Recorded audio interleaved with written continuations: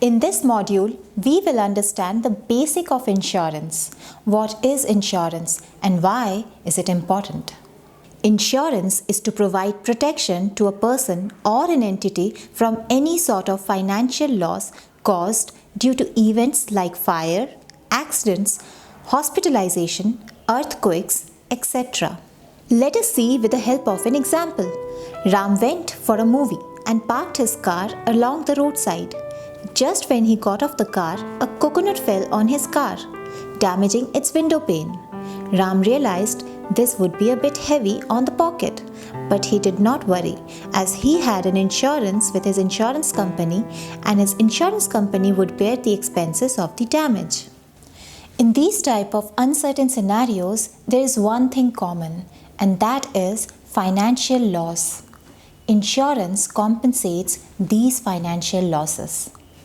Let us now understand a few more concepts of insurance. Insurance contract.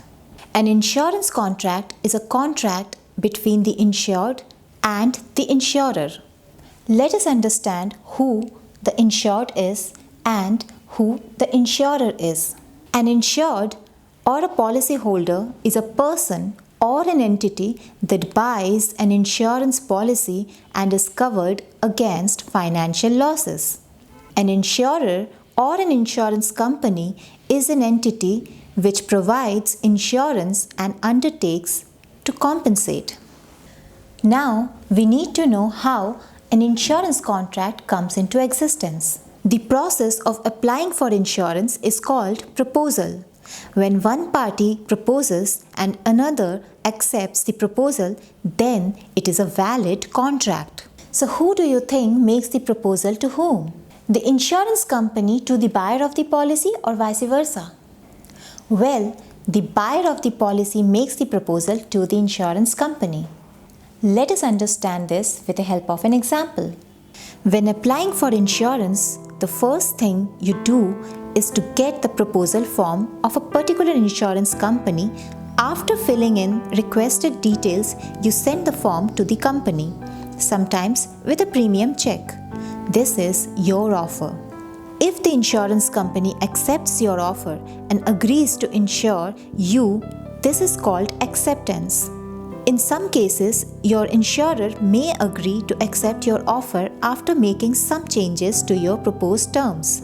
For example, charging you a double premium for your chain smoking habit. To summarize, after the insurance company agrees to take the risk, the contract is formed and the policy comes into force. So what can be insured? Insurance can be taken for both tangible and intangible assets. Tangible assets are those that can be touched and felt, like a car, human being, etc. Intangible assets are those which cannot be touched or felt. Now let us understand how an insurance works. A large number of people exposed to a similar risk of loss are gathered. Each member pays a small contribution known as premium. A pool is created.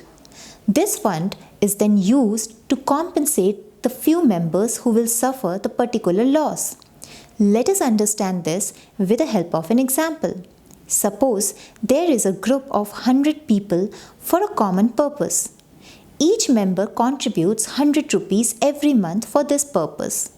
Suppose Mr. Ram from this group falls ill someday, then the money is given to him from this fund. The fund that is accumulated is called a pool. The amount what each member gives every month is called contribution. So this is basically the concept of insurance. Let us see our next concept. We all have heard the terms risk, peril, hazard, though all of them mean the possibility of a loss and are used interchangeably. In insurance, these words have a different meaning. Let us see this with the help of an example. Ram is driving a car. There is a risk of car meeting an accident and therefore getting damaged. So risk means the uncertain possibility of loss. Suddenly he meets with an accident. Now this is the cause of the loss. peril here means the cause of loss.